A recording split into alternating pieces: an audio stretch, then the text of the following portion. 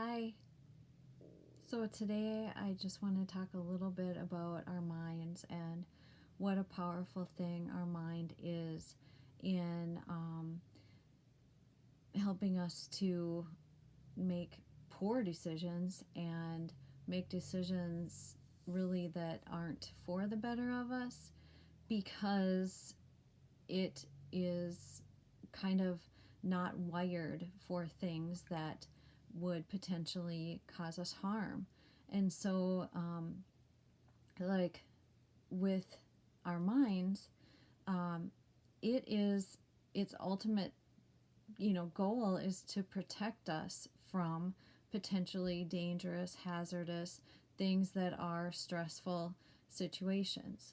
So, if we are facing something that we don't want to do, something that is going to be stressful for us, something that is overwhelming, it our brain will try to talk us out of it, basically. And that happens very quickly. There's like a 5 second window before our brain realizes kind of like what's happening, or before it turns on that response for us that tries to keep us out of danger. Basically, that's the way it was wired. And I took a few notes here, but I just I I noticed it this morning, and I know that I've always been, in the last probably year and a half, or yeah, year and a half, I've been drawn to Mel Robbins, to her motivational um, teaching and coaching and all of that. And now she has a TV show, and one of her, or kind of like her main selling point, is this 5 4 3 2 1, this 5 second rule. Not the 5 second rule with food falling on the floor, but 5 second rule for making your brain, or defeating what your brain is telling you. So I usually like to read in the mornings, and I knew I had things to do, but I'm kind of overwhelmed. I have a lot to get done, and so I just was like, well, I was under a blanket and so cozy, and I decided, okay, if I don't get up, I'm not going to get all my stuff done before work. And so I did the 5 4 3 2 1, and at the 1 I got up, and I never did sit down. I got a lot of my stuff done that I had wanted to get done. And so I decided that I need to implement this more. I forget about it all the time. Like, I listen to her videos, or watch her, podcast, whatever, and then I go and forget about it. But I realized that how powerful my mind is in telling me that not to do this, not to do that, and it's not healthy. It's not a healthy thing. Like, for me, I notice it when I'm out running. And for those of you that know me, I run miles and miles, and I have for many years. And I'm often training for a half marathon. I try to keep trained for that as many months of the year as I can, because I don't like to run inside. But anyway, I can run 13 miles one week, and the next week I'll go out, and maybe I decided, okay, now I'm tapering, so I'll do maybe 10 miles. But partway through that run, through that 10 miles, my mind starts saying, oh, all right, God, I'm getting kind of tired.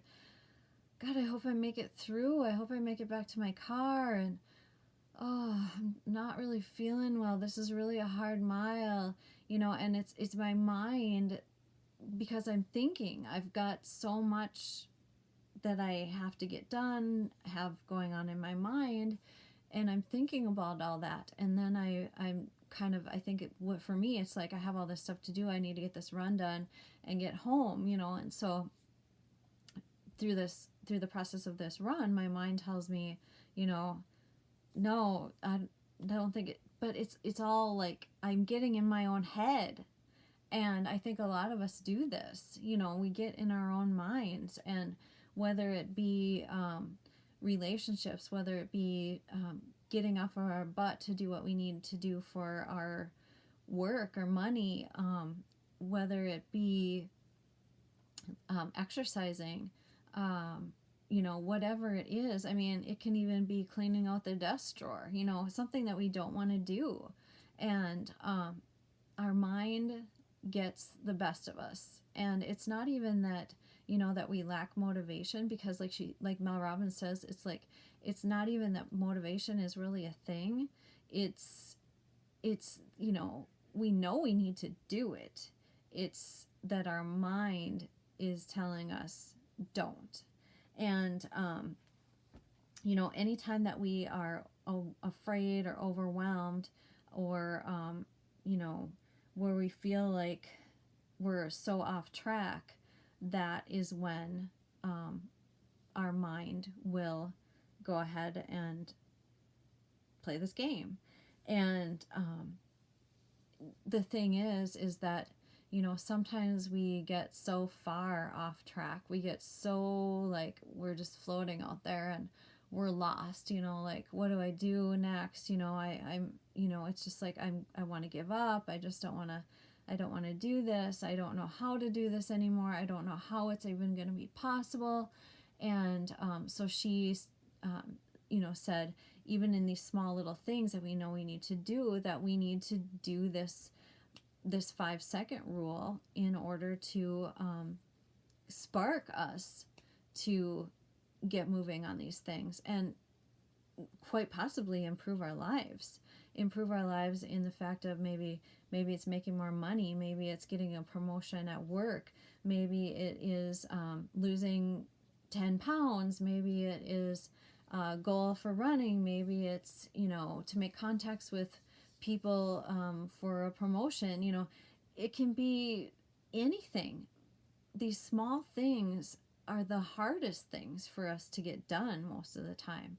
And so the way the 5-second rule works is you count down 5, 4, 3, 2, 1, like a rocket ship. And if you listen to any of her videos, she will talk about that, about how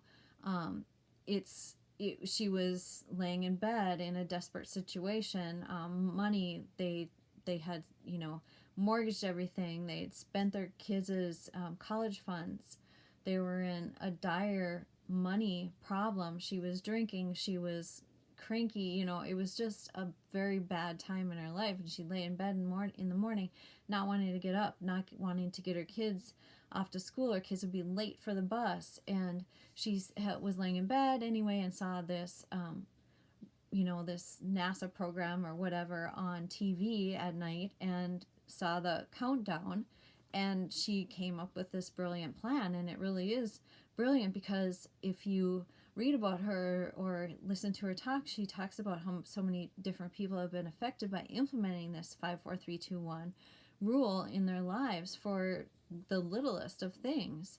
And that could even be like taking a drink of alcohol, or smoking a cigarette, if you're trying to, you know, like cut down or stop either one of those.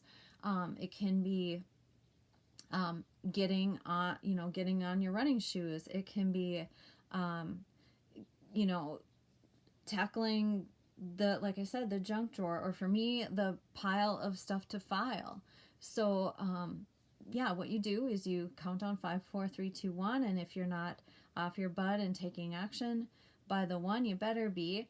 And they make it, or she made it so, she said you can't count up. You can't count 1, 2, 3, 4, 5, because that will give you an opportunity to say, oh, I'll count to 6, or I'll count to 7. You know, it cuts you off. Like, this is it. You have to take action.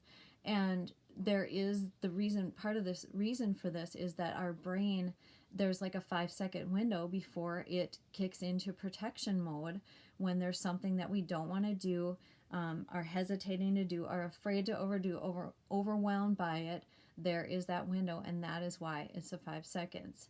And she's also talked about how this has actually prevented at the time of one of her podcasts, 11 people had written to her and or talked to her about how it prevented them from suicide, and how they, you know, the one guy was on a bridge or on a ferry. It was on a ferry, and he was going to, you know, take this trip on this ferry, and he was going to jump off, and he was going to end it all, and he counted down 5, 4, 3, 2, 1, and stepped off of that ledge and walked away from ending his life. And you know, she mentioned about how it can change procrastination. It can self-doubt, blowing up at your kids. You know, if you have that tendency, do the countdown.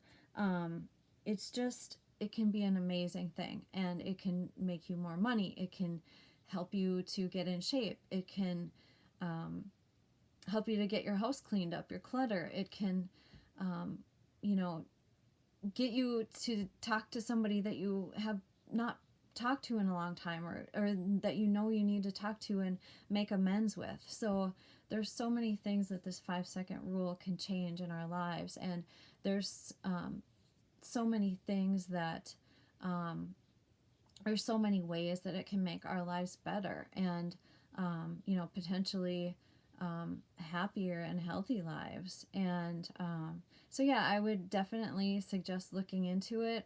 If you have questions, definitely let me know, comment or whatever, or get a hold of me. I've listened to a lot of her podcasts and videos, and like I said, again, it's Mel Robbins. You can find it, a lot of them are on YouTube. She does have a daytime talk show now where she kind of like picks specific issues to go through with people, and that I haven't found to be available locally, like on MLGC. Maybe if you have DirecTV or Dish, that might be an option. I don't know if it's on any like channels, or if you have to get it, you know, like after the fact through a podcast or whatever. So anyway, I just wanted to share that with you. I hope that some of these things that our mind has been, you know, doing or telling us that have been detrimental for us, that maybe it can change for you. And I'm going to definitely input the 5, 4, 3, 2, 1, the 5-second rule into my own life more, and hopefully, you know, make some positive changes. And yeah. Anyway, I hope you enjoyed this video, and I hope you have a good evening. Thank you.